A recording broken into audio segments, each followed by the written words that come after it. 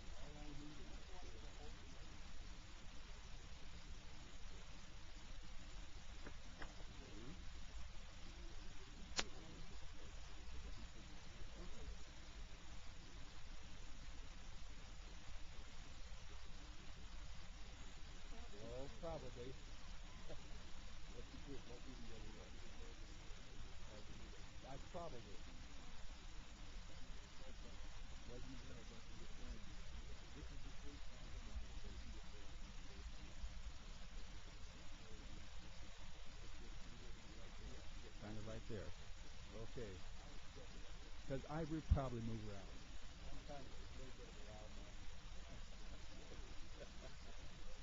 I will do that. I've done this before. I will do that. You want me to sit down and pronounce and all that kind of stuff?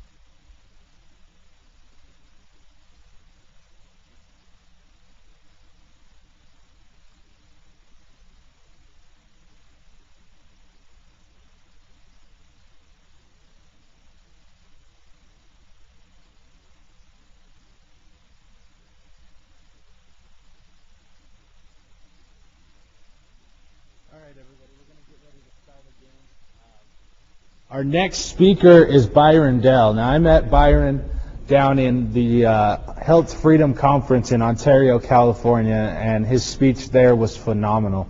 This man is a monetary expert. I think this is just going to the stream, isn't it? Yeah. I'll try and speak louder. How's that? Is that a lot better? You guys can hear me up there? All right. So Byron Dale, he's a monetary expert. He's been in the study of money and where it comes from for quite some time now. He's been through hell and back. He's the author of Modern Money Secrets, Bashed by Bankers, and you got another one, right? Say that one more. Tales from the Treasury and Down on the Farm. Tales from the Treasury is actually a bunch of letters that he had sent to the Treasury Department and their response, which is really interesting, and you guys can check out his booth out there after he gets done speaking. So without further ado, Mr. Byron Dale.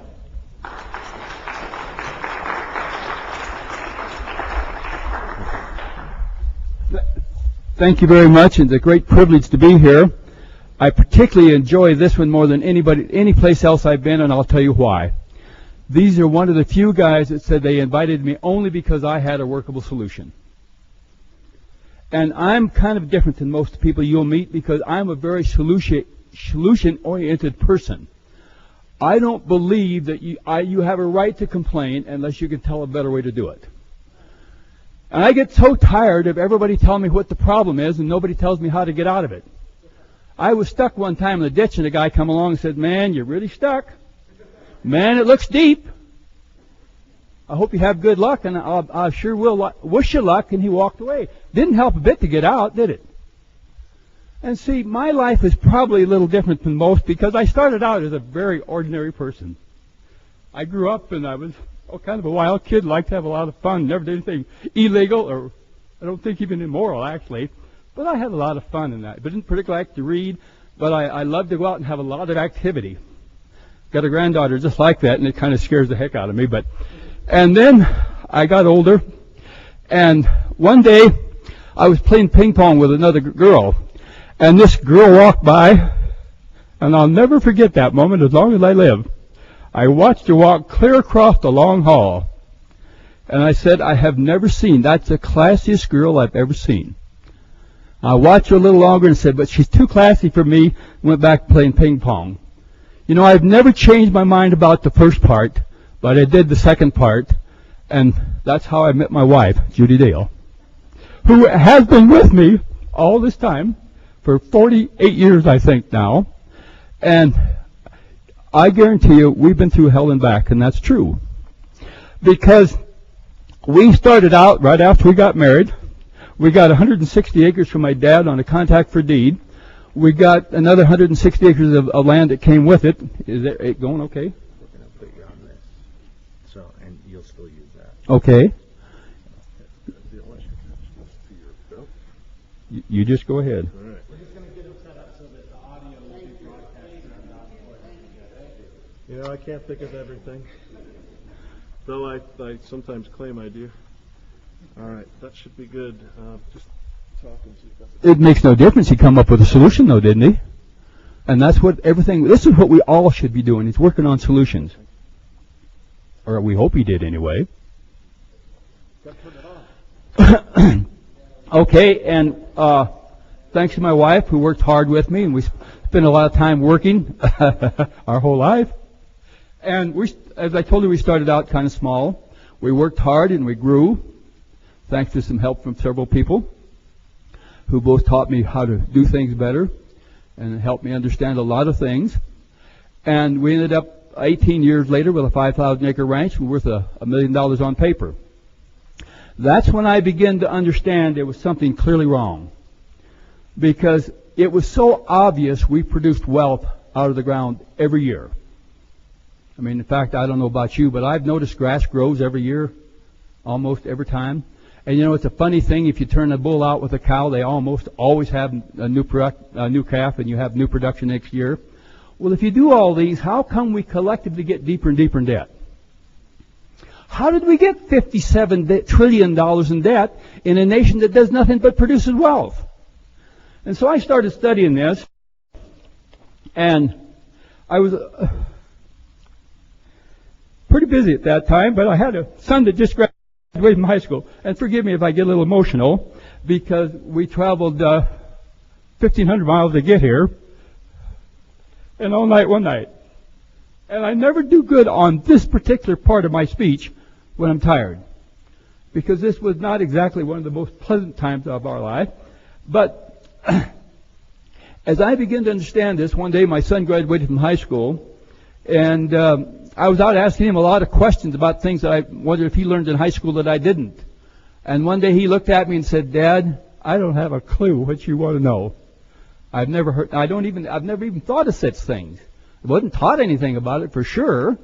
But I'll tell you what, I can see you really into this and really want to know something. So I'll tell you what, I'll make a deal with you. If you promise not to ever ask me any more questions about this subject, I'll run your entire ranch for 3 months. Then I'm going to go to college." And I said, "Are you serious?" And he said, "Yes."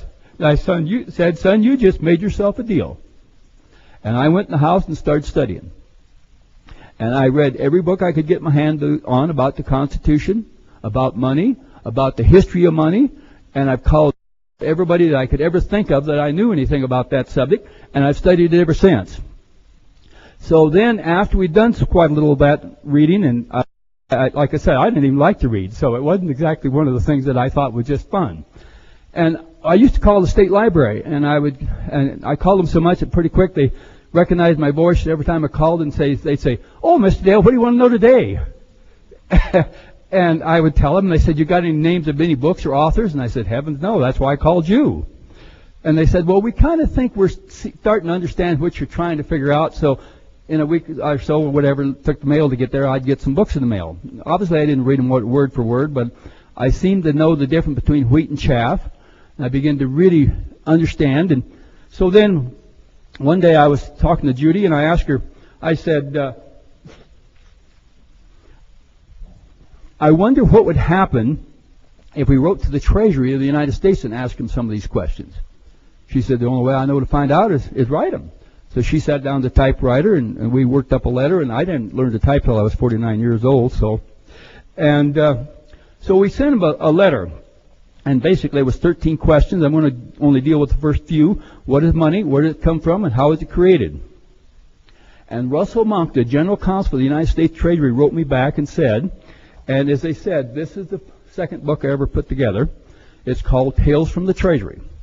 And it's a compilation of letters that I and a couple other people wrote to the United States Treasury and others, and the answers they give me. And it's just the way we wrote the letters and just the way we got them back. And Russell Monk said, the actual creation of money always involves the extension of credit by private commercial banks. In other words, if you do not borrow, there is no money. He went ahead and said that you may want to know you may want to know whether the bank is the one getting the benefit of the new money, since the bank owns the new money. In other words, they own all the money all the time, while the customer, you and I, has merely borrowed the money. The bank does indeed get the benefit of all the new money.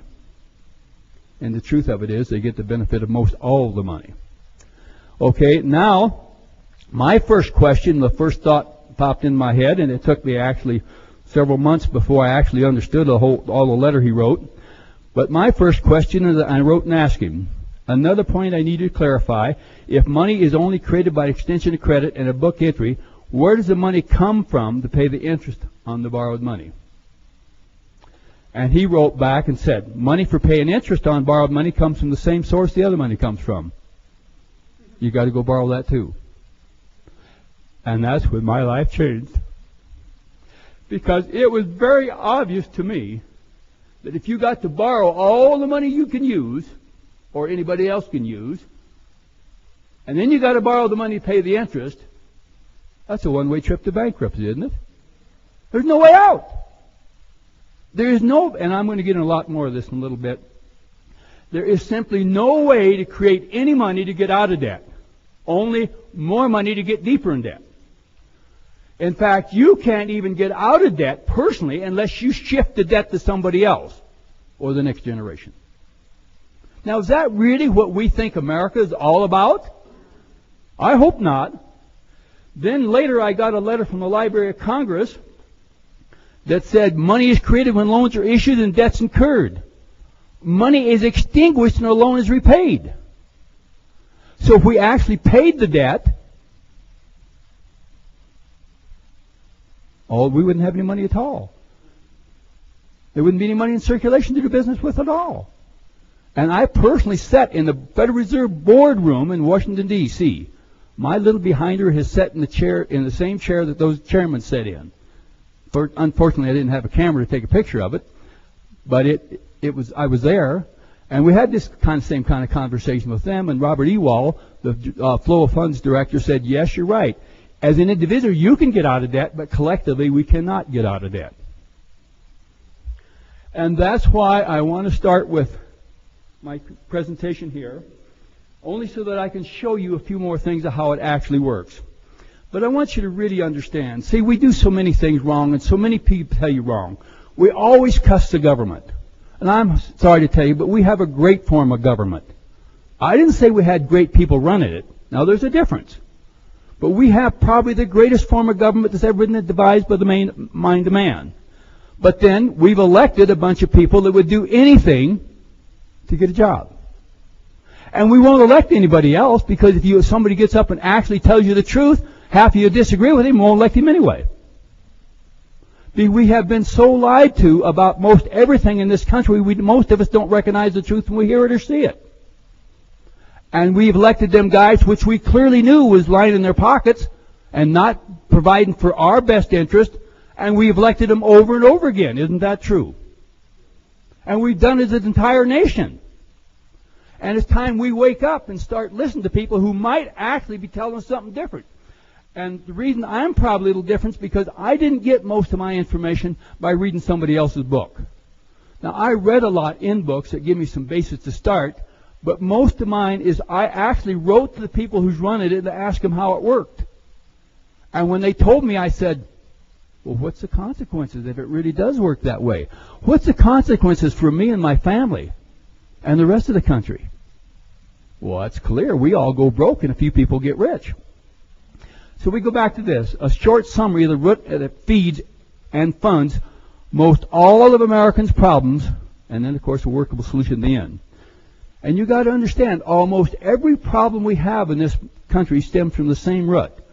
America is totally controlled by a few families who, through the love of money, lust for power, and greed, have total control of the world's monetary systems. This is caught through deception. They have gained the ability to create, as interest-bearing loans, all the money that everyone uses. This has given them the control to create all the money they want as their own investments. They have the ability to pull money out of circulation anytime they want. That's the only reason we have recessions. You cannot have a recession in a nation unless they pull the money back, unless you had such a nationwide drought or some other thing that clearly stopped the production in a nation. And we've never seen that happen in all the years that I've read history.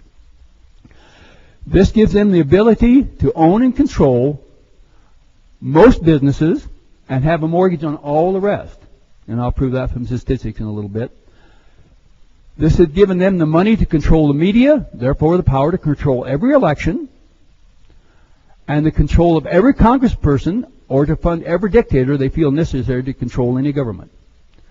Now you think about that. I'm a congressman. I need a lot of money to run for office every 2 to 4 to 6 years, right? Senator or congressman. Now, if I'm constantly begging for money, and I'll do almost anything to get it, and we also, in doing this, we have to compile a list of the very richest people because they're the only ones that can do it year after year, election after election. Well, now, who do you think is going to control who? Do you think I, the guy that begged for their money to get reelected, is going to control those people who have the money? Or do you believe the people who could contribute their own money and fund me year after year and election only if I do their bidding? Which one do you think could really control here? And it's so obvious if we stop and think about it. Money is power, and you have to realize that. It operates on certain principles. Misuse of those principles will destroy a nation. John Maynard Keynes said the surest and most subtlest way to destroy the existence of any basis of any society is to debauch its currency. The only way you can debauch currency, and that means to make it corrupt and immoral, is to change it from evidence of wealth to evidence of indebtedness. And that's what they've done to us.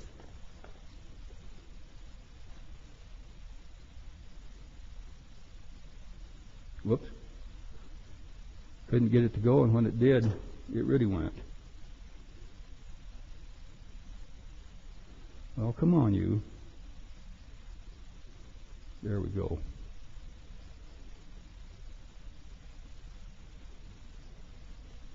Well, it likes that thing. It don't want to change it. When it does, it bounces. Anybody in this room knows how to really run this thing?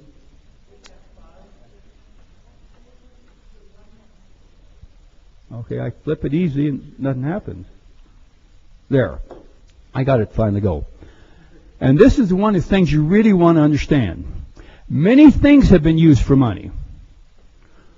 And it's slowly and constantly changed throughout history. The most common thing at first was salt. They used that, to pay the Roman soldiers because salt is such a preservative, and they didn't have refrigeration and everything. They've used cattle, they've used tobacco, beads, gunshots, wampum beads, most everything. Then they've used gold and silver. And these things all have one thing in common. They was representation of wealth or were wealth themselves. Now, as long as we used barter, there was an unlimited supply of money because we had it. If we'd made it and we had it to trade with, we all had it, didn't we? And we had to have somebody that also done the same thing and we couldn't trade. Once we went to gold and silver, and each time they've changed the monetary system, they've tried to find something more convenient and more workable. So then they went to gold and silver, which was very good in concept, but the truth of it is there was never enough of it for a total medium exchange. And if you read history, you'll find out only the rich had the gold and silver money. Well, then enters the banking system.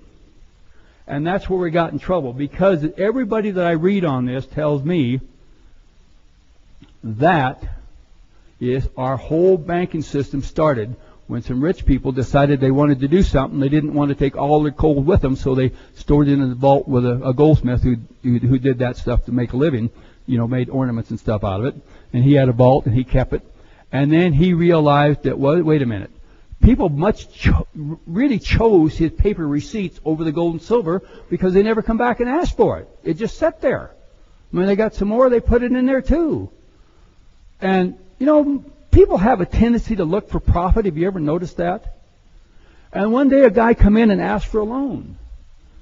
And he looked at all that gold that nobody ever got and said, well, I think I could make you a loan. So he loaned some of that gold. Well, now, see, we have changed the whole total concept of money.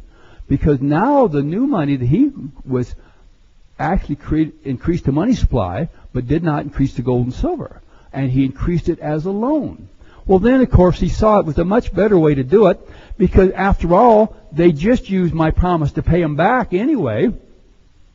And so, therefore, and it says right in here in the Modern Money Mechanics, once the bankers learned they could loan their promise to pay, they knew they got the keys to the kingdom. Now, they didn't add that last part. That's mine. Because once you can create money as a promise to pay, you've got it made. And now let's think about the profit in that. If I loaned you the piece of gold at 10%, I could only loan you one piece of gold. If I got 10% a year, according to the rule of 72, it would take me 7.2 years to double my money. But if I loaned you 10 receipts for every ounce of gold, under the rule of 72, it would only take me 8.6 months to double my money. And then when you get it to where you never have to make a payment of that promise, like they do now, because up until 1963, all our paper money in the United States had the words, well, pay to the bearer on demand, X number of dollars. The dollar was defined as a weight of gold and silver. So a few years ago, a friend and I sued the Federal Reserve Bank of Minneapolis for payment on their notes. I sent them a note that said, actually two of them, because the first time they didn't pay any attention to me, so we sent them a second one, and that time they did. And all we asked was for them to pay us in dollars. Now, I said right in the letter, I don't have a clue what a dollar is, and I don't know if I even really care, but I want you to pay me something, because that's what the contract calls for. So to make sure we don't argue about anything after I get my payment, please include the statutory definition of the word dollar. And they said there wasn't one. And we don't have to pay you, because when they made our promise to pay legal tender, it became the payment for the obligation we owe. Now, how many of you think you'd do really well if you could go around town and buy everything with a promise to pay that you never had to pay? And they said, well, yeah, we know we owe you, but we aren't going to pay you, and we don't know what to pay you. Besides, if you want something physical for it, just go down to any store in town, and they'll give you whatever you want for it, if the price is right and all that. So now they've got it, so they get to issue the money, get the benefit, and somebody else has to pay them anyway, has to make the payment in goods if you want it. Isn't that a pretty good racket? Okay, now all money, as I told you, is created with loans by interest, and money is given with loans, but it's not true money, and this is what we have to really understand, because it is based on interest-bearing debt. True money should always represent wealth produced by the people and put into circulation in a payment for production that benefits everyone. And this is, of course, where my solution comes from, we'll get into later. And that's the way it all worked before the bankers got into control. What is wealth? And I got this flyer actually from a person in California when I was traveling some, and after I got home I realized what it really said, and I contacted them back and asked if I could use it, and they said yes. And of course, we all know that wealth can only be created when you combine three things at the exact same time. You have to have the knowledge, the labor, and the raw resources. And you have to combine them at the same time on a project, or you're never creating wealth. I can go out and dig a hole and cover it up, but I don't produce any wealth.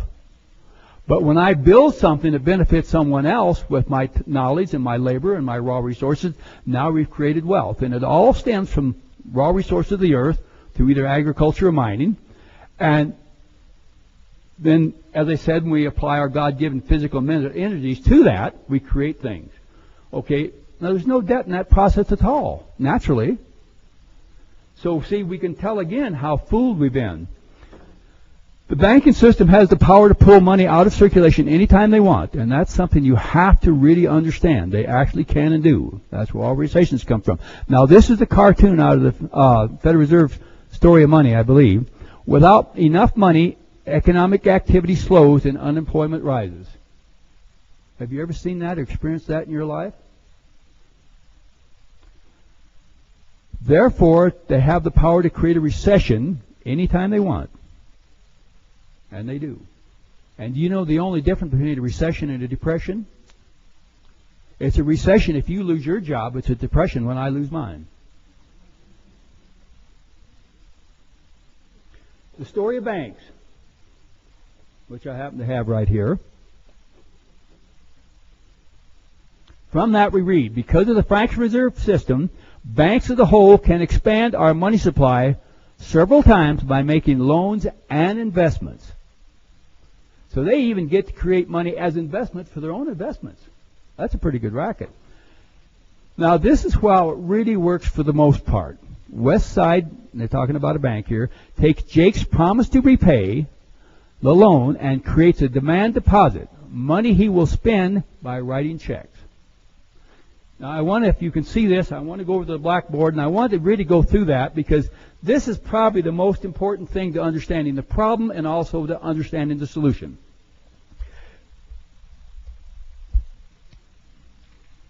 Because now I learned this from a banker. I took an accounting course one time, and I asked the teacher exactly, well, how do the banks keep their books? And he says, I don't know, but it's different than I'm teaching you.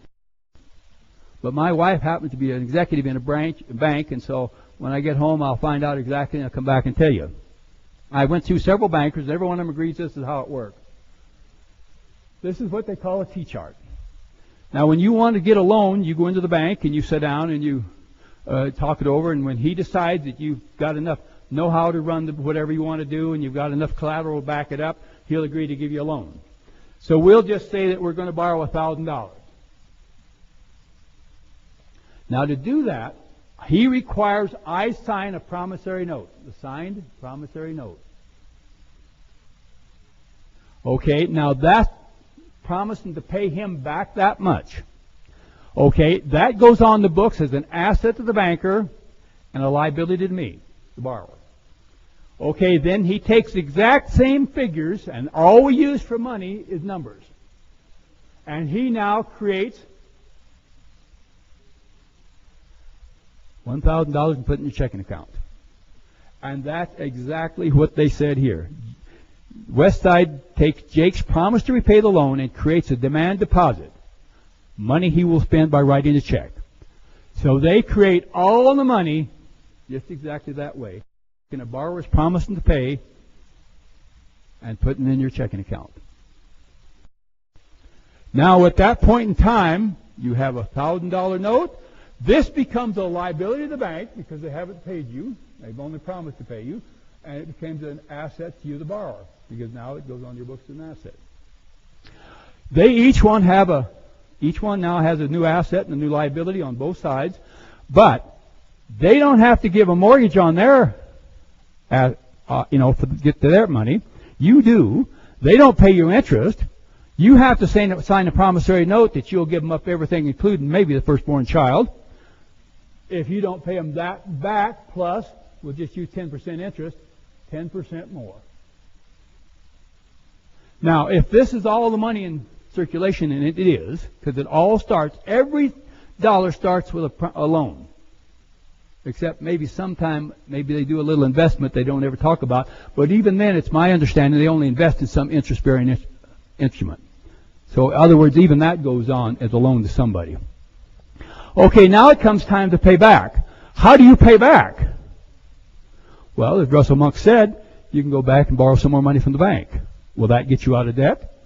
Or later, a friend of mine wrote a letter almost like what I wrote to the Treasury, and this time John Yetters answered back and said, well, the money that one borrower used to pay interest comes from somebody else's loan. So the only possible way that you can get this out of this debt, personally, is you got to have somebody else borrow some more money. You do the exact same process.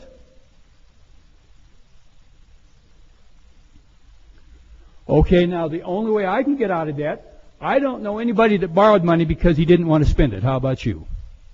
Don't they all borrow it and then spend it? So that money goes into circulation, and it could go maybe someplace else. Maybe it went over here in another loan without. So now what happens is, this guy's got the debt, this guy's got the money, and I've got the debt with no money. Now I have to capture all the money back, plus the interest, which can't be created until somebody else borrows. So then if I now then capture this money back from this guy, so now it goes out of his account, I have to also capture now at this price, it'd be an extra 100. So now I go here and I get $100 out of this account, which leaves him $900 left. And now I come over here, now I've got 110 in my account, or 1,100 rather. Now I can get out of debt. But only if I switch some of the debt to this party. And the only thing that keeps this system going is by constantly switching debt to somebody else and to the next generation. Every generation has to get deeper in debt to keep this system going. And of course you see that all the time. And of course you remember, if enough money goes to any third party, then it's harder to capture back to get out of the debt. And if it goes to the people in the financial system for a reward, now somebody has to go broke. Somebody has to have a bankruptcy, probably about 1 out of 10 that gets loans in order to keep the system working also. In fact, I talked to a banker one time and we went through this, and he actually agreed this is exactly the way money's created. So I said to him, if that's true, where's the money come to pay the interest? He said, I don't know, I never thought about it. Got to come from someplace, everybody pays it. I said, I agree with that, but where does it come from? Because it can't come out of the original loan because there's not enough to get out of debt. He said, I can see that, but I don't know, I have to think about it. So I said to him, does at least 1 out of every 10 loans you make fail? He says, every time. And sometimes the guy fails first that I least expected to fail. And I said, you don't suppose that's where the money comes from for me to pay the first guy to pay his interest, or the rest of the 9 guys to pay their interest? And he said, oh my gosh. And when I left him, he was still scratching his head saying, I got to think about this, I got to think about this. A few years later, he got out of the banking business.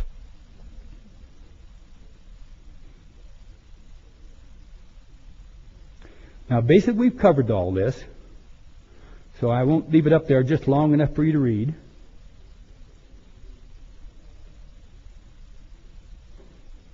And again, this goes through here because I wanted to really get you to see it, and you see it here. It's all spelled out. I'll leave it long enough because a signed promissory note becomes an asset, place in the numbers, and to really understand all money is numbers.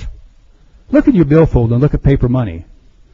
A dollar bill and a $10 bill and a 5 and a 20 and a 50 and a 100, all the exact same size and weight, aren't they? The only thing difference on them is the number, isn't it? If that don't prove all we use for money is numbers, I don't know what could. Now this is, again, I really want you to go through this because here's the actual diagram. And see, this isn't actually correct, and I didn't know that at the time I put this in my book. I like everybody else, or hopefully everybody else, I learn things constantly about this system. One thing I've learned, that there is nothing more confusing and put out there purposely to confuse people than there is about the money system. And also learned that all words are used in 3 ways: to entertain you, which I hope I do a little of that, to inform you or deceive you. And you better think about that every time you hear somebody talk or every time you read something. Were them words used primarily to entertain you, to inform you, or deceive you into something else? And I find that many times our politicians only use them words one way. Not because we have a bad government, and not because we don't have a really good form of government, because we've allowed some very, I don't know just exactly what to call them, but people who really don't care how the result turns out except for them. We go through the same thing, and of course we go down. And see, this is based on the 10% reserve. And of course, once you spend the money, the other person gets the money with no debt. And then when they spend it, it goes back into the checking account. Now, they say on the reserve basis that the bank loses its reserves. When you actually take your money out of your account, they claim they paid you. And the bank loses liability to you. But when that same money hits a second bank, then they gain a brand new liability, but they don't gain an asset. Yet they tell you that all books have to balance, and that's impossible.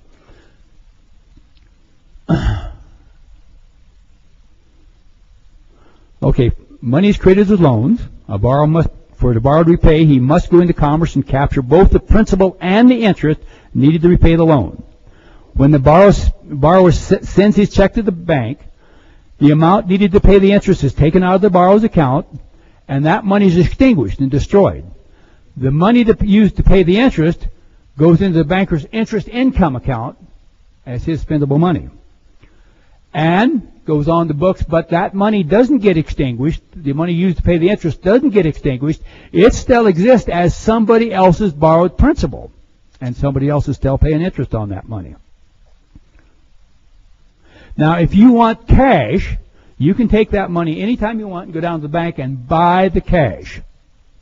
But that cash does not now we're talking here about the actual green pieces of cotton linen, the actual Federal Reserve notes. But they do not get into circulation until you borrow some money and buy them with that checkbook money. When you exchange them $100 for checkbook money for a $100 bill, you do not change the money supply. No money is increased. You simply destroy the checkbook money and bring the Federal Reserve notes into circulation. And I have a personal letter in this book here where my daddy used to tell me it was good business to buy low and sell high. I got a letter one time that told me that the Treasury printed up the bills for the banking system, for the 12 Federal Reserve banks, and they sold it to them for a penny apiece, whether it's a dollar bill or $100 bill.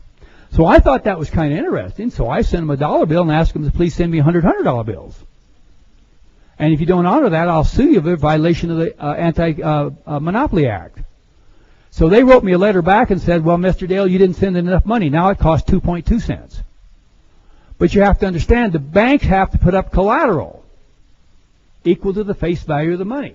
So if they get a $100 bill, they have to put up collateral, $100 worth of collateral, which is basically government securities. And there's 4 things they can put up collateral. They can put up government securities, gold certificates, special drawing right certificates, which are the weighted average of the G country's currencies, or eligible papers described by statute. So I researched into that, and that is basically the note that I give them an agriculture person to borrow money. So if I borrow some money and my promissory note becomes, man, I must be a bad speaker. A lot of people look like they're going to sleep on me. Just, it's too bad, but like the way it goes, even some good speakers, which I'm probably not, can put people to sleep. And so I studied that, and I thought about that, and so what I did then is I sent him a check for $412 and asked for $2 million with $100 bills, and I sent him the collateral. People had given me notes for certain things that we talked it over, and they said, yeah, let's give this a try. And then they wrote back and said, we at the United States Treasury are not authorized to print and deliver paper money directly to the people. We can only deliver it to the banking system, and that's it. So, this is the way the system works. And of course, as I said earlier, once the principal is always destroyed. And see, when you have a recession And 85% of the people I still got their jobs. They're still making their payments and doing everything else. Every time you make a loan payment, the principal of that gets destroyed. The interest lives on.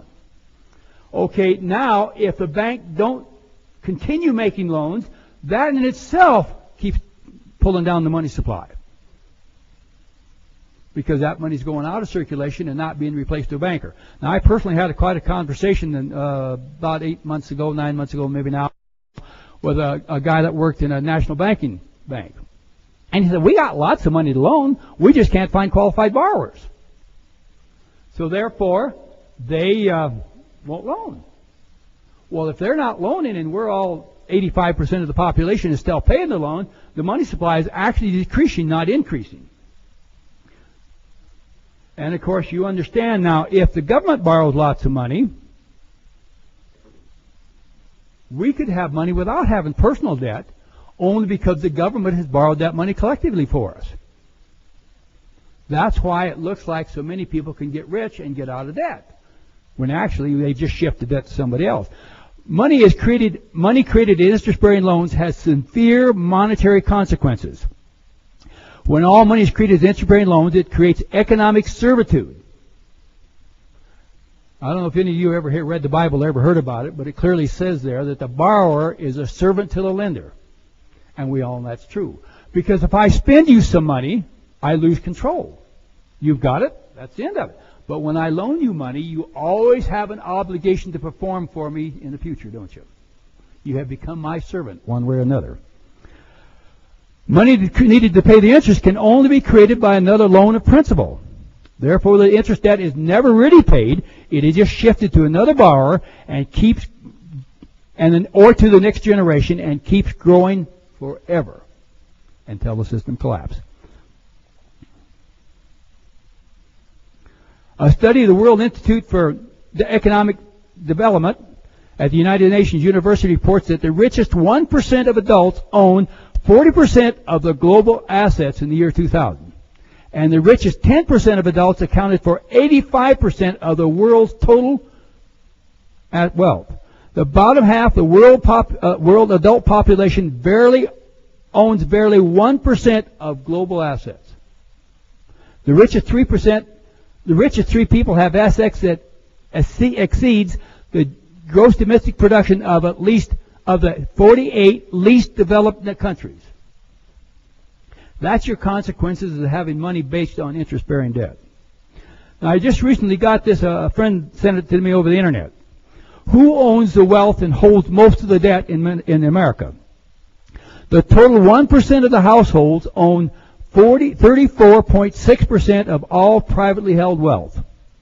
The next 19% own 14.9%, and the bottom 80%, the salary workers, the wage workers, and the people who actually do most of the work, they fight over the other 50.5%, and believe it or not, most of them have a mortgage on it.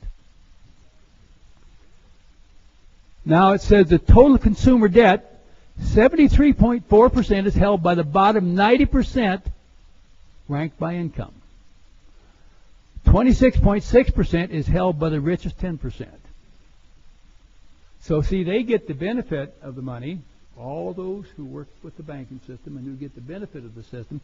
In fact, one time a banker from England wrote that there was an argument, well, people might not like this, and he said, don't worry about it. Most of the people that have the ability to understand it will simply move to the side of the benefits, and the rest of them will just bear the burden and never understand it. And my personal experience, that seems to be what's happening. So it seems like most people just can't bear to think that their money is corrupt. They work so hard for it, they want it so bad, and everybody I know wants more of it. They just don't want to admit that that's the root of all the problem. Now, it's not the money that's the root of the problem. It's the fact that all money is put into circulation as interest-bearing debt. That's the root of every problem we have. Now, this is ownership of all traded stock by zip code wealth, by average income on tax return. New York City, guess where all the big banks and the financial firms stem from, have the top 1%, 40% of it, And the bottom, New Mexico, they only have, a very small percent. So see, the most of even in the stock market comes from the benefit of the money. Now here, wealth distribution. The bottom 90%, most of their wealth is tied up in their home. And most everybody has a mortgage on that too. The top 1%, very little of it. Only 9.4% of their total wealth is held in their home.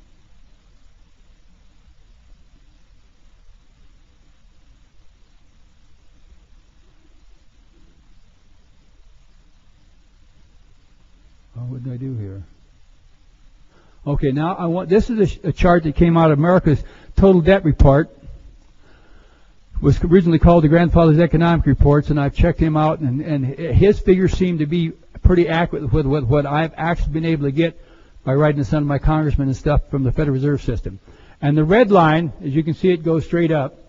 That's how the debt is growing. The blue line is how the income is growing in this country. This here chart here, I took this chart, and I got this from a speech made by the former Comptroller General of the United States in St. Paul, Minneapolis. And so I took this chart to my president of the Senate of South Dakota, Minnesota. And I said to him, he's a banker, and I said, man, I'd like to get a loan from you. And he got really nervous. Actually, I approached him on the elevator, and the woman was in there, and she got so nervous she couldn't hardly stand it. So we got out, and I said, well, I really don't want to get a loan from you. I just want to give you my financial statement. So I said to him, my total assets are $38,000. My total debt is $57,000, and my total unfunded obligations is $54 trillion, and my money supply on hand is $7.7 trillion.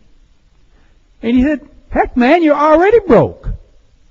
And so I said, well, if you change them same figures from thousands to trillions, that's the financial statement of the United States of America.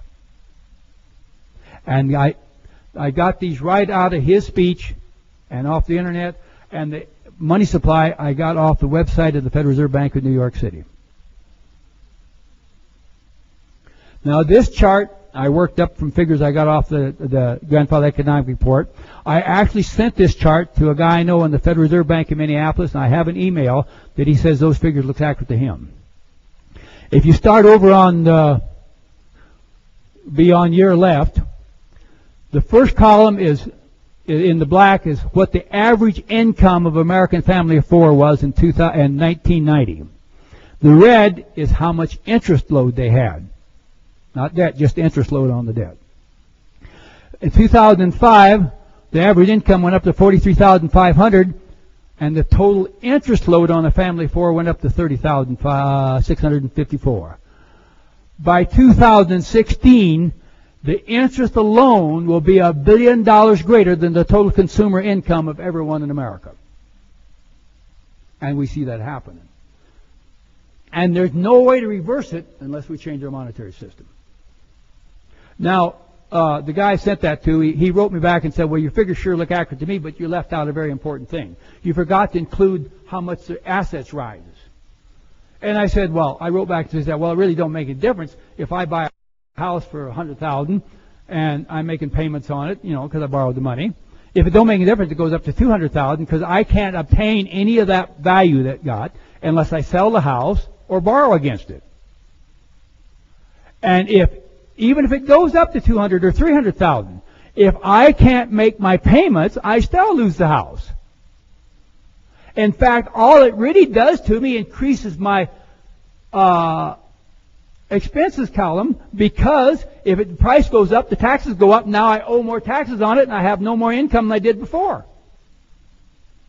And see, this is what really inflation is all about. It doesn't come from too much money chasing too few goods. What it comes from is the interest on the money. And bankers have to have inflation, or they'd run out of assets to loan on. Because if houses stay down and cows stay down and everything else, well, pretty quick everybody be loaned up. But if the value goes up from $100 an acre to $2,000, look at how much assets that guy got to borrow against. And they have to have it, or he couldn't possibly keep the system working. You didn't hear that over the news lately, did you? Now, this is the solution. There is only one solution to this entire mess. We can't go without money in our society, and we all know it. So there's only one thing you can do. We've got to take the power to control the money system away from the banking system and put it back in the hands of the people. Only then will we be able to restore to the states and to the people the rights and freedoms guaranteed them under the federal and state constitutions. The United States Constitution states that Congress shall coin money. And people get that all confused because right away they jump to the conclusion it's got to be coin, gold, and silver. If you do the study at that time, the word coin was used a lot as to coin leather, coin land, coin paper. And in fact, if you really look at it, that word in the Constitution is used as a verb, not as a noun. It was something, an action they were supposed to do. It wasn't saying a noun that this is a coin. No, it was an action the government was to do. And they was to coin money. They was also provide for post offices, post roads. Now, if you thought about that, if we'd have started this monetary system like we should have, where the Congress went and coined the money by creating money and spending it into circulation to build our post offices, post roads, we'd have the greatest transportation system in the world. We'd have a lot of debt-free money in the circulation, and we wouldn't have any taxes and no debt. And that's how I based my whole solution. At this Congress does not do any of these things, but it should. The best way to do this is to create the money, not create bonds or debts, and to spend that money into circulation in lieu of taxation to rebuild our infrastructure. I hope that makes sense to you. This comes out of the Minnesota Constitution. Government instituted for the security, benefit, and protection of the people. Lincoln himself said the words, "Our government is to be by the people, for the people, of the people." I never read in this Constitution says the government is instituted for the benefit of the banking system. I'm having a hard time seeing that. It must be there someplace.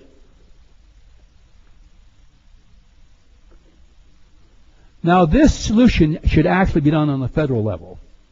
But my personal experience found out that's really tough to do.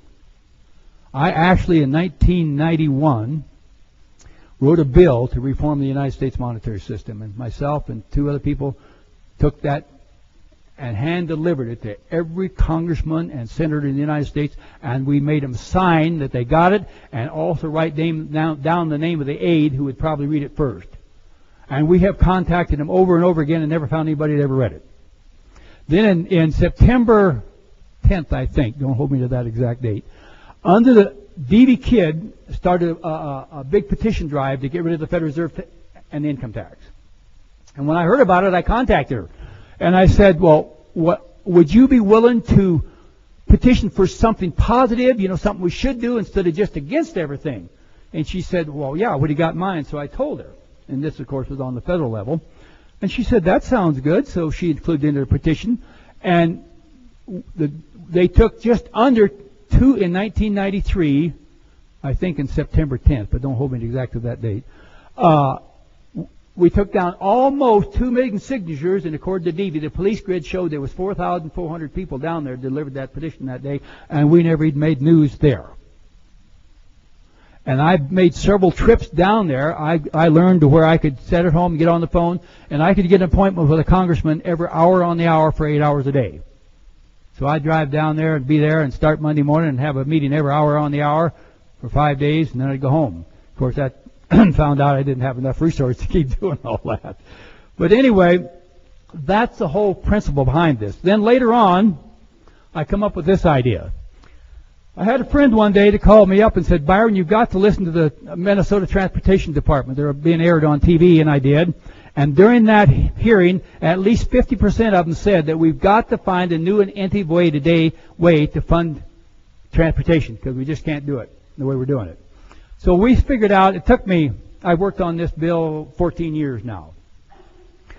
We've had 3 hearings on it. I've had as high as 15 sponsors on the bill, but haven't been able to get it passed. And it's basically a new and innovative way to address the funding shortfall and provide safe and sounding funds for Minnesota bridges and roads without taxation. And it's a very simple process, because what we do, and of course, it took me a while before I understood that we have a dual banking system. we have both a state-chartered and a federally chartered banking system.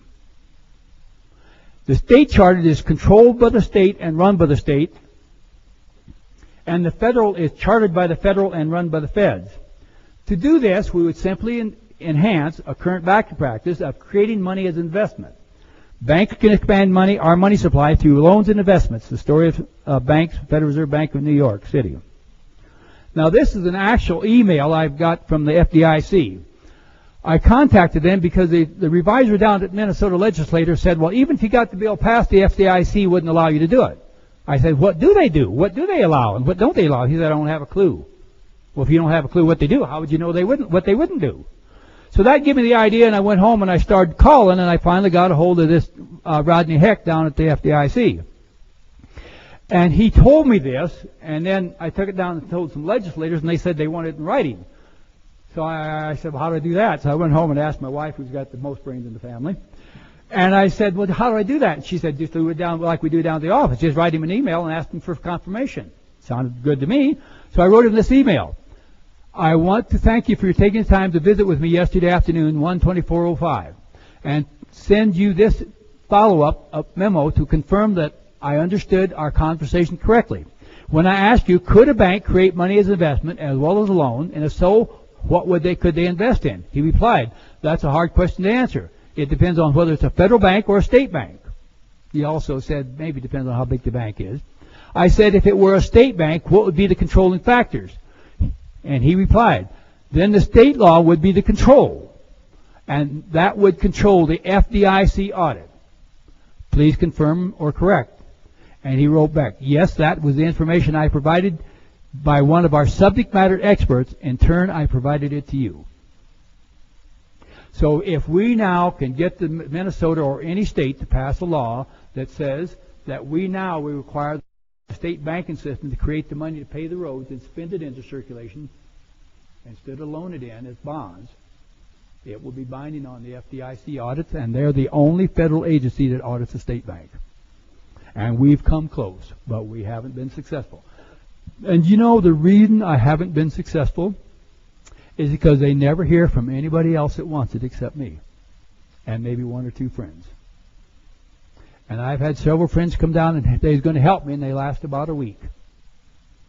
I have been down to the legislature 5 days a week and worked at night at doing the same time. I've had a lot of 38-hour days. And we've got close.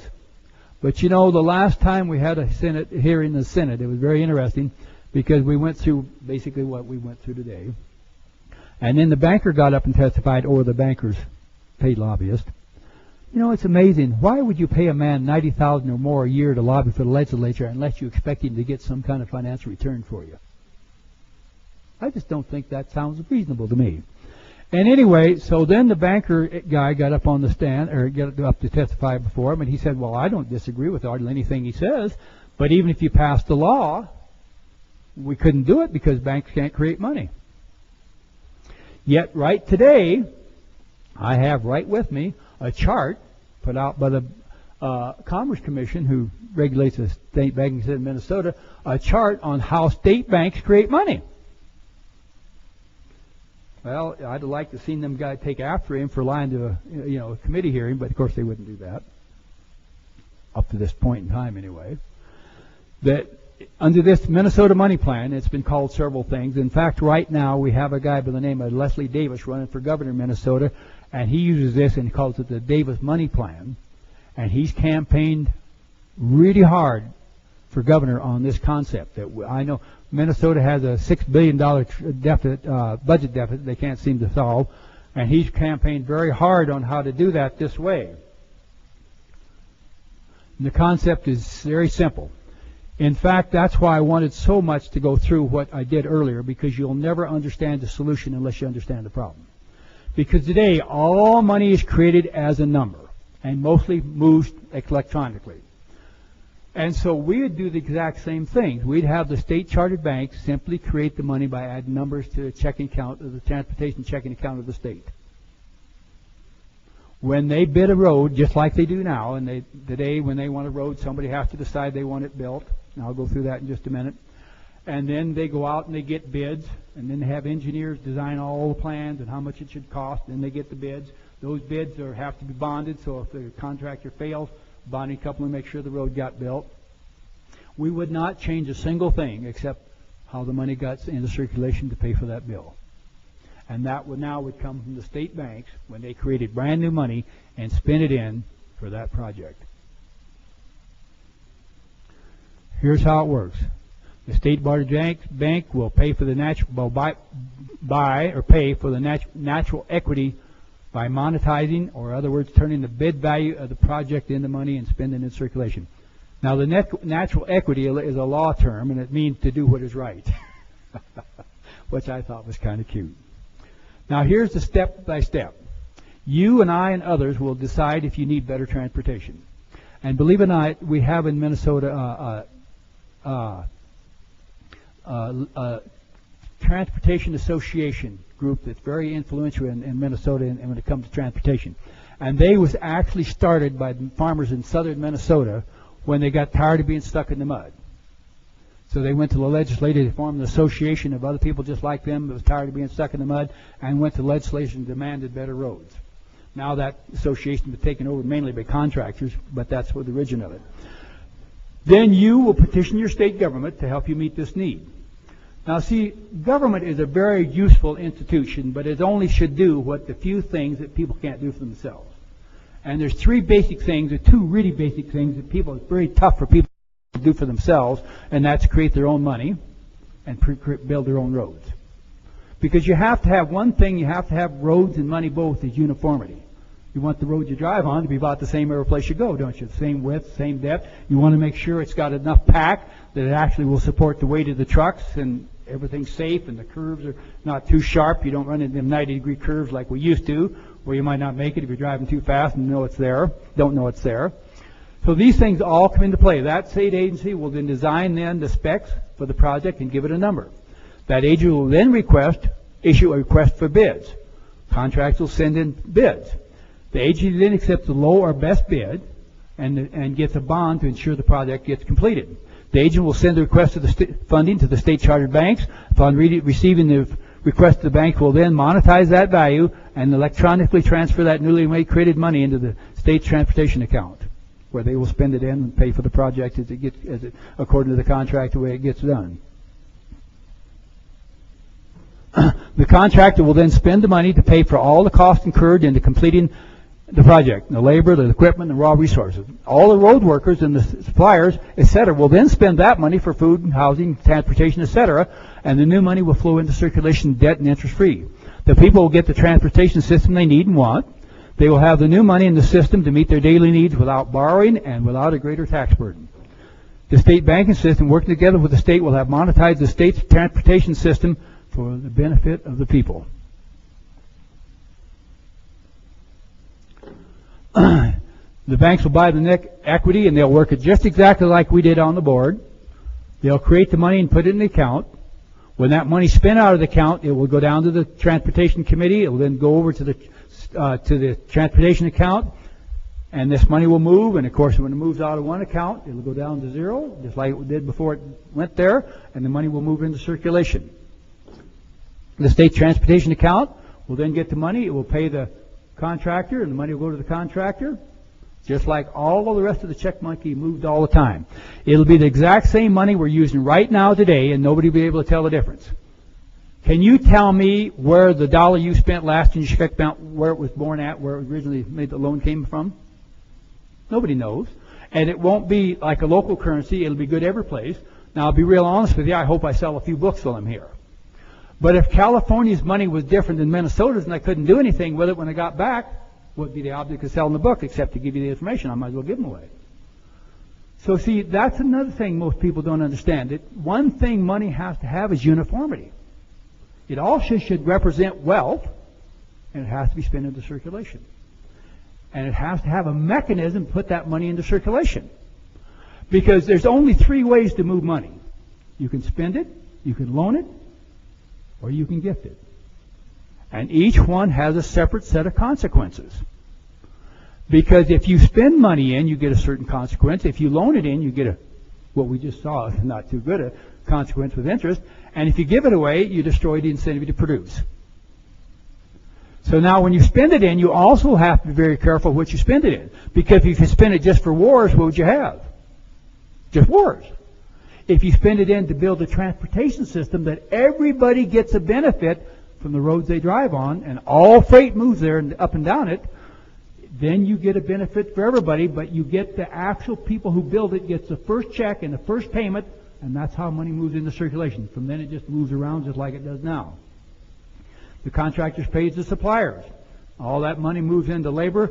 Labor is about 22%, and the other two are kind of split. I don't remember the exact figures on that anymore. Then the money moves further into the economy as wage earners pay their bills and buy food and services.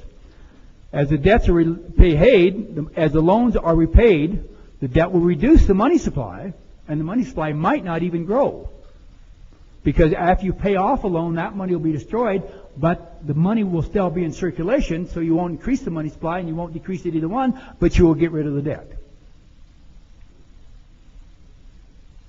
Almost all roads and bridges and airport and transportation systems in the United States are owned by the state and local governments or government-created agencies who are responsible for construction and maintaining them. Each state has a state Department of Transportation, as do most countries and cities, counties and cities. There are 4.4 million miles of road in the United States. We'll round this off to 4 million. The United States needs to spend about $140 billion a year to maintain current roads at the current physical and performance conditions. There are 999,241 bridges in the United States that are either structurally deficient or functionally obsolete. And we know that real well in Minnesota because we had one of ours fall down on Highway 35. Minnesota has 141,614 miles of road, and the averages cost around $35,000 a year to maintain them. Lots of them need to be rebuilt and upgraded. With the passage of the Minnesota Transportation Act, and that's been called several things, Davis Plan and the Minnesota Money Plan, $4,956,490,000 will be created and spent into circulation to cover just the maintenance cost. And you could create that money and spend it in with no debt, no taxes, no bonding.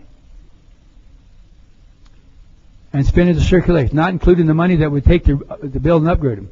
At 6% sales tax, $4,956,490, that much money will generate $297,389,400 in sales tax for the state.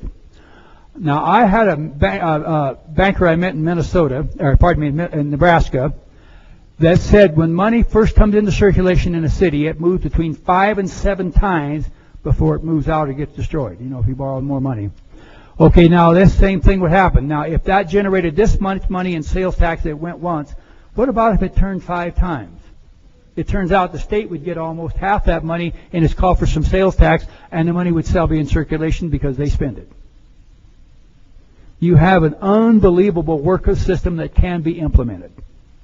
There's a plan and a method and everything, and all you have to do is get 51% of the legislators to actually care about their country, and you can have it done in any state.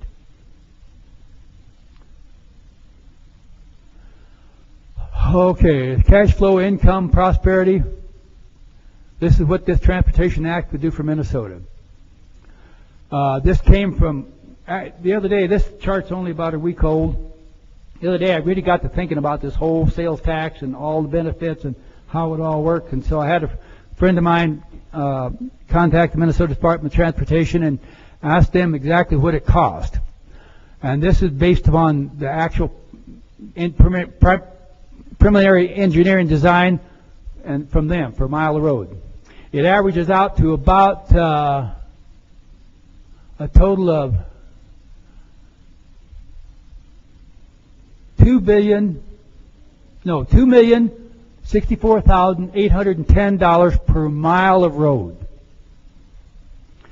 So if they rebuild all the roads, that much times $292,618, it would be $292,406,003,340 of total new money you'd create.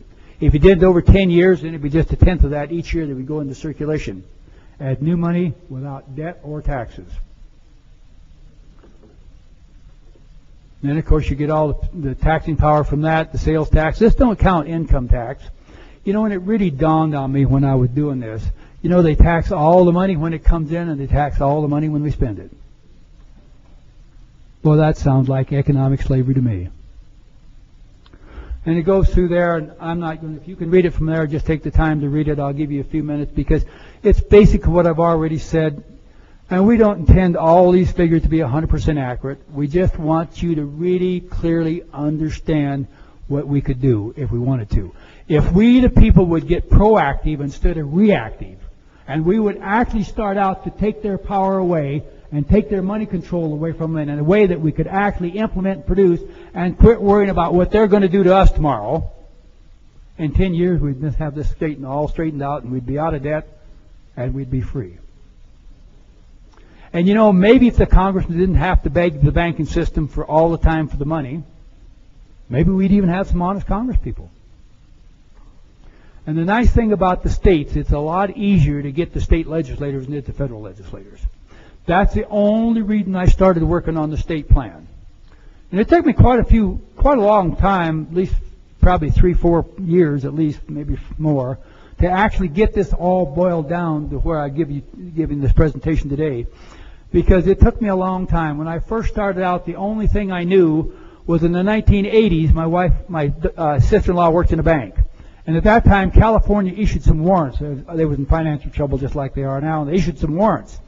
And one of them hit the bank that she worked in South Dakota. And a woman wanted to deposit it. And she said, well, I don't have a clue what this is. I don't know what to do with it. I'll have to go see the president. So he looked at it and said, oh, that's just one of them warrants from California. Just throw it in the vault as a non-cash asset and put the money in your checking account. I knew right then that they could create money and they could do it on anything they wanted to. So that was the first concept I took down to the legislature. And they didn't understand what I wanted, but there was a woman named Schumacher that she took an interest in me. And believe it or not, the biggest reason she did, because her husband's name was Byron, she got a kick out of it. That my name was Byron, and here I come in with all these new ideas, and she liked her husband, thought he was pretty innovative, and she said, I think that's cute. And by golly, she started asking me questions, and I'll be the truth, I didn't have half the answers. But every time she'd ask me one, I would go and start doing some studying, and I'd do a lot of thinking. Then I realized how different the state banking system was in control, not in what they actually do, but in who controls it, than the federal lectures. Then it began to all come into hand. And at first everybody would say, well, have you ever asked so-and-so and talked to them about it? I said no, so I'd go look them up and do it. I spent most of my time going looking up somebody and getting the meetings if I could say, well, yeah, I went and talked to him. And finally it all gelled. Now, I don't ever claim to get a revelation from God on anything, but, you're not so sure what a revelation from God is. Just because a new idea snaps in is a relation, if it's something that God gave you or something you just pop, your mind trying to figure it out. I don't claim to know. And I'm not a very religious man, and I don't believe that God controls everything and does everything. In fact, my personal experience at the ranch told me that didn't happen. Because I used to calf out a lot of cattle, and I'd watch them every 3 hours around the clock, and my wife used to do it in the night for me because I'd just get too tired. And then her father had a heart attack, and she left me for a while. And by golly, I just was tired I couldn't do it. So one night I didn't. And about 2 o'clock in the morning, I woke up, and I couldn't think about anything except, them heifers. So I decided I had just to go up and look, and sure enough, wasn't trouble. And so I pulled a calf, and I learned right then that God might wake you up, but he don't pull calves. Didn't even get a laugh out of that, maybe a smile. But it's true. There's a lot of things God might wake you up and let you know about, but he don't do. That's up to us to do the doing on so many things. This is just some more here of all the things we're doing, all the math. Anytime you want, this should be all on the internet and on Byron Dale YouTube channel. And I might as well give you a plug. I do have a Byron Dale YouTube channel on TV. And only because a young fellow met me, and this is an interesting story, because he called me up one time looking for he found I was the only person he could find in Edina, Minnesota that might be a Ron Paul supporter. And so we got into this money thing, and before we got through the conversation, he hung up and he said, Man, I've met the biggest nut I've ever run into. This guy is plumb crazy. But he works for a security outfit, and he had a lot of time at night, to study, because he only has to walk around the big building 2 or 3 times a night. And his mind wouldn't get to go of it, and he got to thinking about it and got to studying, and he went on the internet and he researched, and he did some more research, and he said, my golly, this guy isn't a nut. He really does know what he's talking about. So one day we got to know each other a lot better, and there was a bunch of us standing there talking together, some of my closest friends, and we was talking about YouTube and stuff, and he said, well, I could do that. I'm sure I could do that. So he went out and spent his own money, bought some pretty good camera equipment, and actually took some speeches I made and had me actually do a few speeches in my living room, and he put them on YouTube and on YouTube channel, and he called it the Byron Dale YouTube channel. And then we have a website called wealthmoney.org, and he redid that and updated it, and now we put these kind of things on the website too. And I did a recent radio program the other day that the guy was such a neat guy, because he said, when we got through, he said, I've never heard anything like this. I don't know what to think. And it contradicts a lot of things I thought I did know.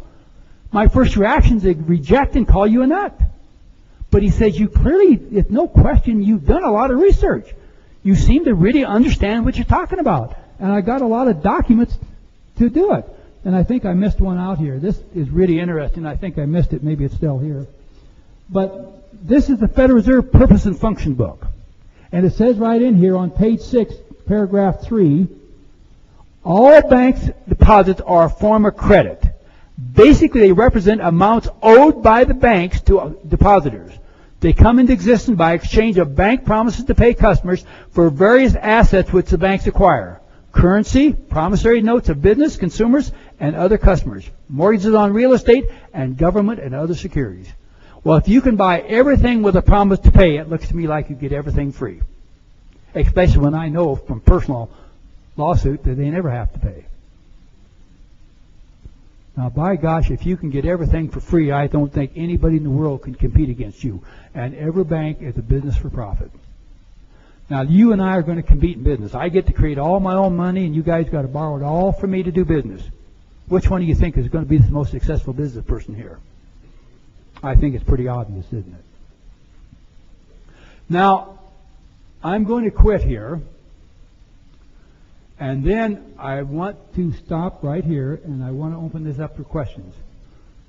Because I want you to really think about it, and the only reason I put this up, and I didn't mean to put it up this quick, because when you come to a solution, it's not enough just to have a solution. You must be able to implement it. And almost 50% of the people in this room and 50% of people that come to this conference will think I'm crazy and say the only solution is go to gold. And I can verify you, and there's the figures up there, that's mathematically impossible to do. According to the World Gold Council, the total amount of gold ever mined out of the ground by 2006 was 158,000 tons. That math is all there. The world population at that time was 6.7 trillion. I think that's supposed to be billion. And made a mistake there. I have to correct that. Well, now you divide that out, and I've checked these figures over and over again. And you bring that down to grams per person, and you'll find out there's hardly any money. I think 235, and I checked that. I wasn't with that error in there. Okay, now if you do the exact same figures with just the United States population, you'll come down with a total of $5,259.52 dollars of gold per person if the weight of gold was 15 point whatever it was the last time when Roosevelt changed it after he took all the gold away from the people. So that would give you a total money supply of $1.6 trillion. And I guarantee it'd be impossible for the United States to get 100% of the gold supply. But even if they did, there's some more math. Our total debt is 59 trillion, growing every day, on down. Oh, so if the interest on that at I think 4%, it would only take you 247 days of paying the interest that the bankers would have the entire gold supply. They'd have it all. What would you use for money supply? Borrow it back from them? We'd be right back now. It don't make any difference what you use for money. It's the principles of how it operates. Because if I was a gold miner and I dug gold out and I wouldn't spend any of it, I just loaned it out at interest, how would you ever get the money back to pay me back? You wouldn't be able to get more gold. I had to gold mine. It's the principle of how it works. It's not what you actually use. And of course, if you do use gold and silver, then you have to have an actual weight and physical measure of that gold. That's what they did in 1792. Now, I didn't understand this at first, but you know, Hamilton started a central bank the very second thing he did after Washington made him Secretary of Treasury. Then the next year they started a mint. And at the time they started the mint, they didn't have a known gold mine in the United States and didn't have for at least 9 years. Why would you make something your money supply if you didn't have any of it in your country? You'd have to import all your money. Well, if you imported all the gold from another country, what would they do for money? People have to stop and think things through all the way through, and I find they don't. They'll hear something, oh, that sounds good, and they run off and crusade on it. You need to stop and figure it out and figure out what the consequences of every action. Now, we can't always do that because sometimes you don't know what the consequences are until much later when you made the decision. But you need to be working on that angle. Now, let's go ahead with talking about the trade deficit.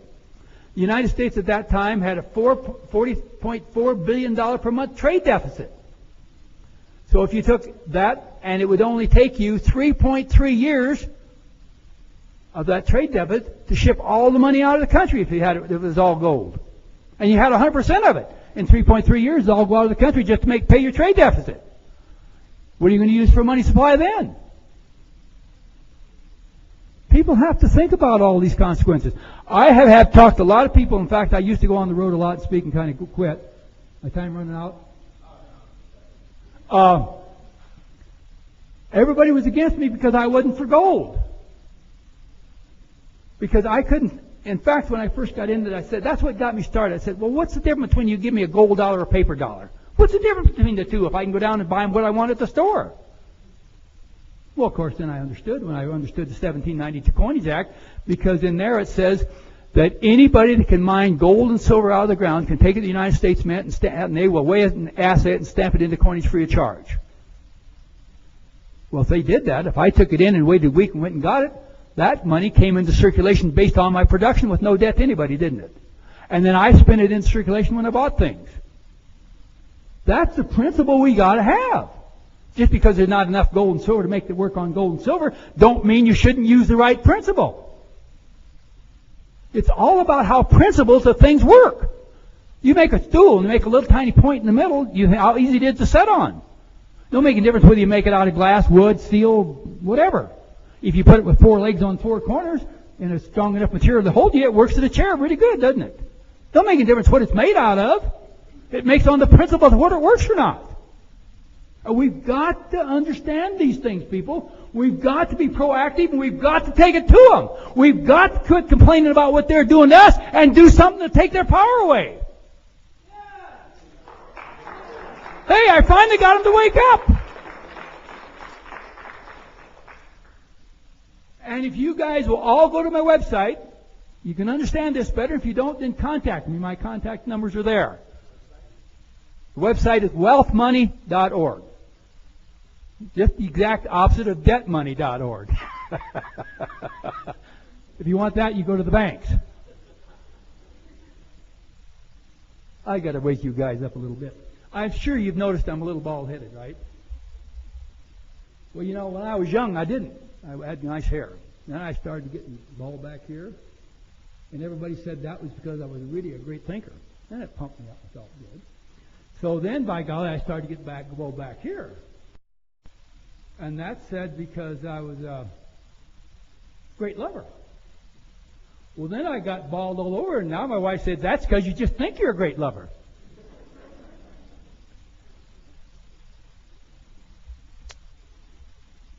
Okay, now, let's get back in. Is there any questions from anybody on this subject?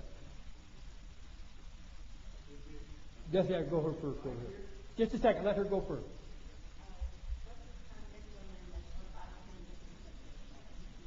Yes, I had a friend contact her, and he contacted everybody he could in Washington, D.C., and she was the only one that answered.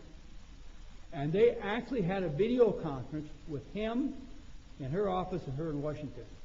but she never carried it on any further. She did switch a lot more to the Ron Paul type thing. But the trouble with Ron Paul, he's got everything right except his monetary policy. And I don't mean to say that against Ron Paul, because I met Ron Paul personally way back years ago in the 80s when I was speaking in the 90s. Way back in the 80s and 90s, and I come across really believing he was a really honest man. And let's go here just a minute. I'll take this question and I'll finish with that. Go ahead. Sure, I can do that. Oh, okay. Please go up to the mic to ask your questions. And when you get there, I'll go ahead. But see, Ron Paul likes to say, well, the problem is there's too much money. Well, if there's too much money, how come we keep borrowing more from somebody else that don't have it? And most people I know have a problem with the shortage of money, not too much.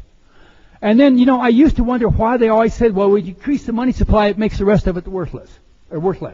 I could never find a logical reason why that would be true. Then I got to looking into it, and with gold, that is true. Because under the first act we had to establish gold for money, the value of a dollar was 24.7 grains. Today, at $1,200 an ounce, a dollar of gold is 4/10 of a grain of gold. It's about a little bit bigger than the end of that thumbnail and about twice, 3 times that thick. Well, now, if I bought a sack of potatoes from you and we put 24.7 grains of gold on with the 10 pounds a sack, well, we'd figure that was fair, and that was it. A few years later, I put on 4/10 and you put on the same amount of potatoes. You don't think you would have got cheated? But see, that doesn't happen with numbers money or paper money. Go ahead, you got the question. That is my question, is what would you replace the system we have with? If you was in charge and you could just change the money system, what would you do? I'd have the government create the money and spend it into circulation. So it would be just a computer entry and paper? Well, yeah, why not? Nothing wrong with paper. But it'd be the government, and we would do away with this Federal Reserve system. Absolutely. Okay. And now I'd only let them do it, not the fund wars and that, but to rebuild the infrastructure and build it up. Now, you wouldn't have to necessarily keep it all the roads. You might upgrade the electronic grid, the electrical grid. But when you do it, you can't tax the people for it, and you can't charge them a lot unless they actually do the physical work. Then you pay them. See, because then, like the roads, that's the nice thing about the roads. After you build it, everybody gets to drive on it free, right? Well, if they rebuild the electrical grid, then electricity should be cheap. Because then you've actually paid for it when you created the money. And that's how I would do it. And it's a funny thing. You've got to remember, why would anybody with a brain in their head, if you could print your own money in your own basement, would you sell it to me for the cost of printing 4 cents a bill and then come back to me and borrow it back and pay me interest on it to spend it? That's what our Congress does. Go ahead, you got the mic. How do you see a transition going from the system we have now, where, Peter and Paul and everyone knows each other, to a system where it's not like that? Because I see a lot of social unrest. No, there wouldn't be any, because nobody'd know the difference. Now think about it. You go down and you pass this law in the Minnesota legislature or California or Utah or wherever you want to. In fact, we have right now a guy that's actually done the same thing in Arizona. Same process. Okay, now they create some more money to build the road. Nobody's going to know the money changed. It's going to get spent in, and all they're going to see is all of a sudden, wait, my taxes went down and my roads got better. You don't think they're going to like that? That isn't going to cause any social unrest. And then, of course, once people understand the benefits of wealth money versus the destruction of the debt money, then maybe we could get them to actually stop the creation of money as debt. Go ahead. You got another one? And the next person. Go ahead. When you find out the history of the Federal Reserve, that they really were creating their whole organization to bring our economy down, and you probably have found this out. They probably are not too thrilled with you asking questions, trying to find information out from them. I truly believe they are deliberately creating the financial crises that we have. They want to create this one world currency, one world bank. They want every nation to have a central bank, which essentially the Federal Reserve is. I think we do not have enough honest politicians. If they saw the wisdom of your plan, I think too many of them have already been sold down the tube to want this one world government, one world currency. And I'm just wondering if you're finding this as you're trying to talk to Congress people. I guarantee you I've never talked to anybody that understood the money when I started. In fact, this is a personal story. I was down in St. Louis selling books at a conference I went to with a guy, and a couple of young white guys come along, and I only use this only to show the difference. And they literally told me I was nuts. You're crazy. You don't know anything about economics or anything else. Both of them had great college degrees, and one of them from Harvard and everything else. And then a young black man came along. And he said, well, he's right. I work at the Federal Reserve, or the Board of Trade in Chicago. I do this every day. I guarantee he's right. And he went through it and said the exact same thing I did, and man, they just believed everything he said. And when they left, and he was still standing there, I said to him, I'm really impressed. I've never met a man with the knowledge you have. How did you get it? He looked at me from reading your books.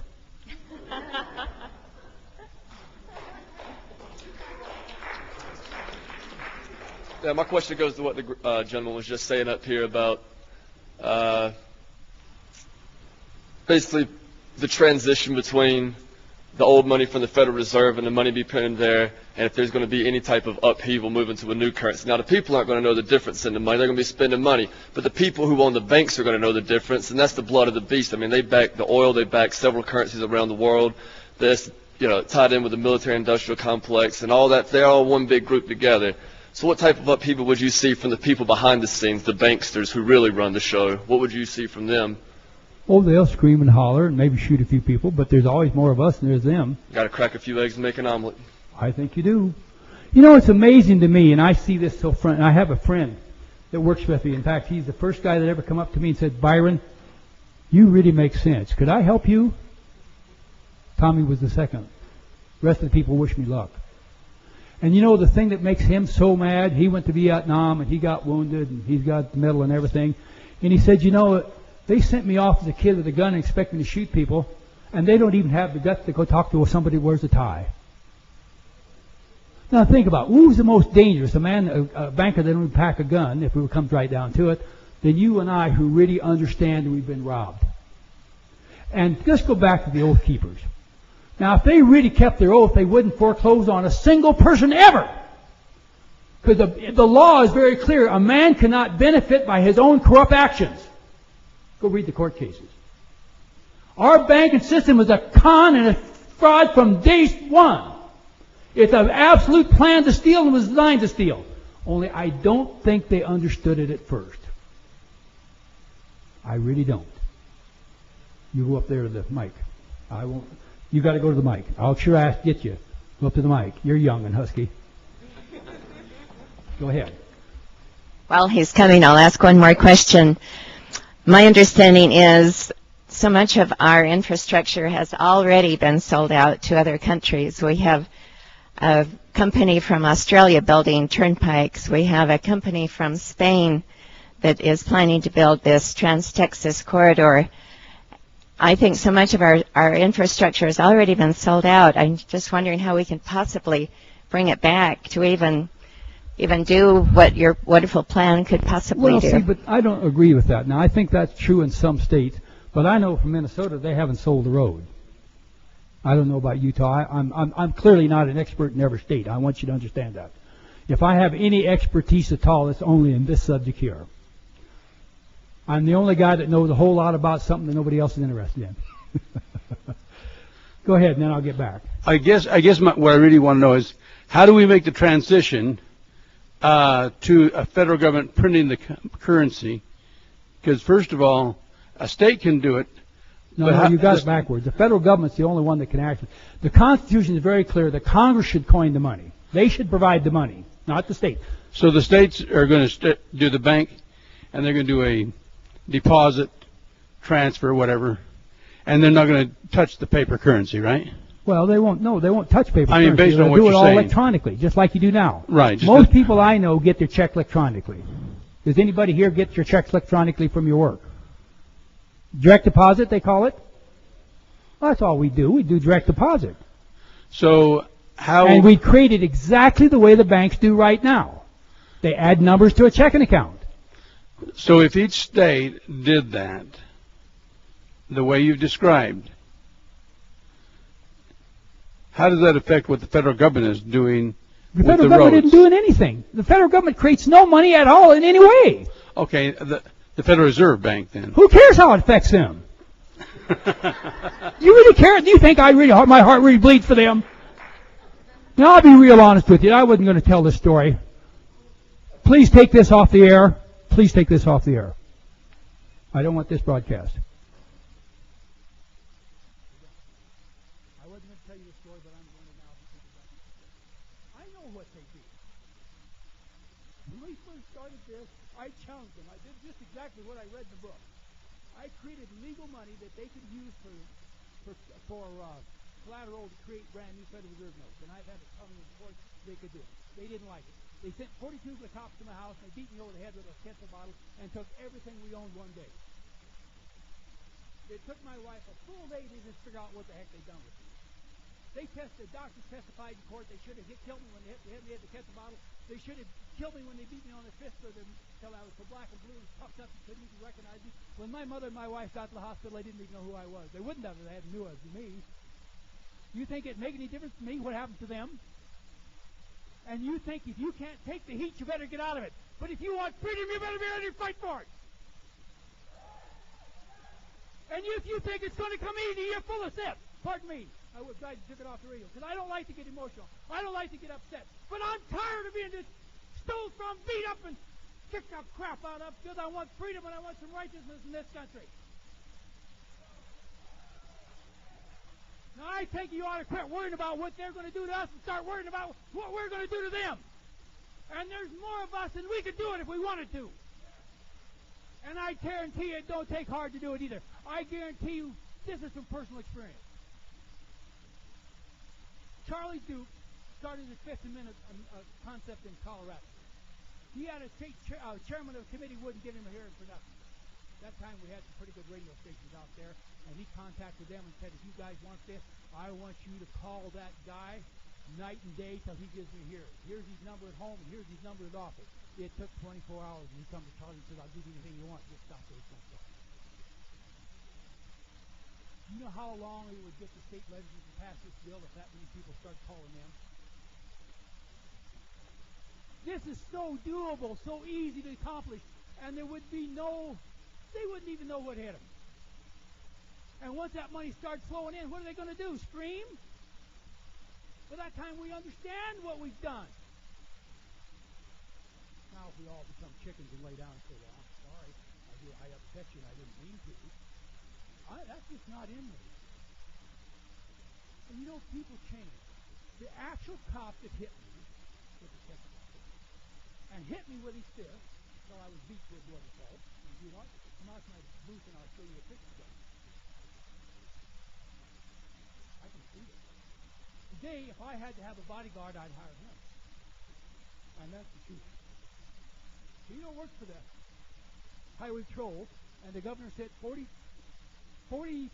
highway patrolmen out to my place to take care of me, and I was all alone. And they knew I was all alone. Man, I must be a dangerous son of a gun. Don't I look dangerous? When I come home after they testified in court here, and I was the most dangerous, singly dangerous man in the state of South Dakota, more dangerous than the entire Indian movement, and that's when they had an uprising shot. I told my family that, and they all laughed at me. Boy, yeah, we're really scared of you. You know, it isn't the size of the man, the heart of the man. It isn't the size of the race horse, it's the heart of the race horse. And if we want freedom, we have to get out and do it. You have to quit worrying about what they care or what they will do. And if you don't want it, you won't get it. And it's not going to be. But see, the only real power they have is deception. And I'll tell you why I was hired by God. I had thought I needed it. Because that man personally went and bought my book. The first one I wrote, Guys for the Land. The last time I seen him, he was a marshal in the United States courthouse. When I walked in, his eyes lightened up, and he looked at me and said, Hi, Byron. How are you? How's you? How's the boys? And when I told him they was all in bank, and he about passed out. My wife at that time worked for brokerage service. My oldest banker, my oldest son was a mortgage broker, and my youngest son was a mortgage banker. And he about passed out. And you'd be surprised what I've learned because she could call the bond desk in New York City and find out things I didn't know before. And if my time's up, I'll quit. No, I would never cut Byron off. You see how violent you get. I just wondered if anybody had any questions, because we'll take a few minutes and go overtime for questions for Byron, because he's one of my personal heroes. So shoot. We've already been asking questions for quite a while. The only reason this thing started to become one of them, they kept asking me, what did the bankers care? And it upset me. I honestly don't care what they think. And I don't think they can do anything. The only real power they have is deception. Lies. I personally don't even think that once the military understood what we was doing for them, I guarantee you they'd switch sides in a hurry. And see, that's the thing that scares me the most with all these tea parties and all around parties, because I guarantee you elect them and they ain't going to change a thing because they don't understand what to change and they don't want to understand. If you don't change the money, you will not change anything. You can get everybody in America to understand the Constitution 100%, and if you don't change the money, you won't gain the thing. That's their power. You take that power away from them, they're powerless. If they can't bribe them anymore and can't fund them with unlimited amount of money, their power's gone. With that, I'll quit.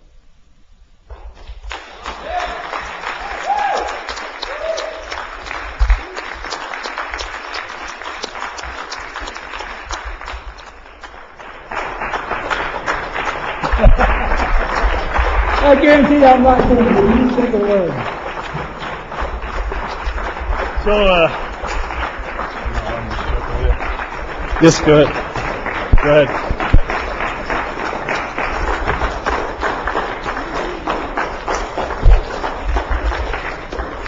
All right, guys, we're going to break for lunch now. We got about an hour. Come back for Mark Stevens. Very, very, very interesting stuff. I can't wait for you to hear some of his ideas, especially with some of the micro-transmitters that he's going to be talking about, where we could all have a micro-transmitter in our yard. The FCC couldn't touch us, and we could have our own radio broadcast. So anyway, we're going to have a lunch break. We do have some extra meals that we pre-purchased. If anybody's interested in going upstairs, sitting down with Byron after he calms down, and having some food with the speakers. Oops, excuse me. Go ahead.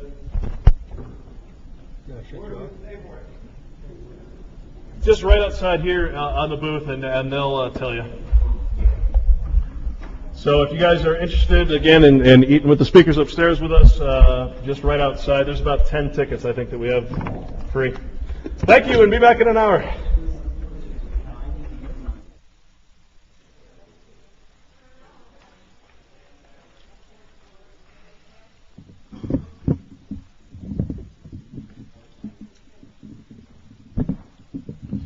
We're on lunch break right now. We're at the Axiom 2010 Truth Tellers Conference, live from Salt Lake City, brought to you by liveonlocation.tv. There were a few comments made by Byron Dale towards the end that we were asked to delete the audio. So our operation here is ongoing. There's no problem. Don't change your browser or your player. Everything is intact. We were just told, instructed by Mr. Dale to cut out some of the last few minutes of his comments. But hang in there, and we're going to take a lunch break right now and come back. But thank you for viewing our broadcast. We'll leave up a view of the auditorium right now during the lunch break, and then we'll resume after the lunch. Thank you for viewing our broadcast.